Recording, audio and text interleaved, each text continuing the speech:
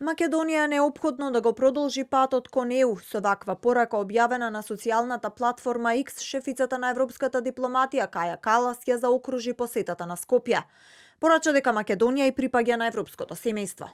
Северна Македонија беше првата во регионот што потпиша партнерство за безбедност и одбрана со Европската Унија и првата што почна да ги користи придобивките од нашиот план за раст за Западен Балкан.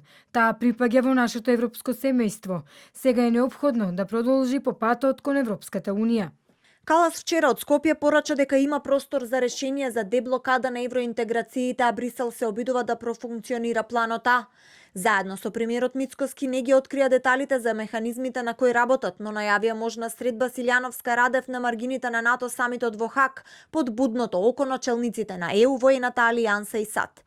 И додека се чека одговор од Софија, експертите велат дека не гледаат решение во кое би се избегнале уставните измени, но дипломатското оружје со кое треба да се настапи во Хаг е потенцирање на оние прашања каде земјата е добар партнер на ЕУ.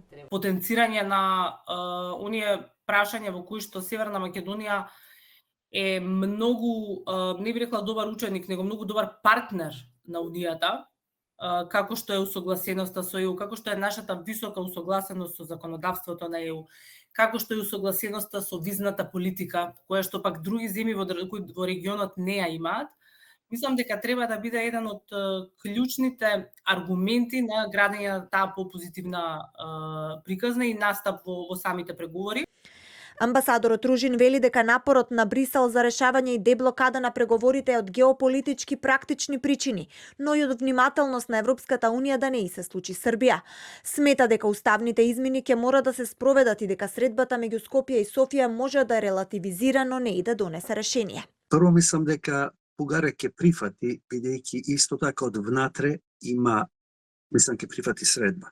И од внатре има одредени притисоци да се надмине проблемот, но како што ви кажав, Бугарија нема ништо да направи во насока на повлекување на тоа што е веќе подпишано меѓу Европската Унија и нашата држава. Така што Бугарија може само да се однесува, да речеме, како добар сосед. Хаг би можел да биде првиот исчекор за Македонија, но остануваат прашањата. Дали средбата меѓу Силјановска и Радев би го одврзала јазолот и дали Хаг ќе биде новиот почеток или уште една сцена за дипломатска фасада.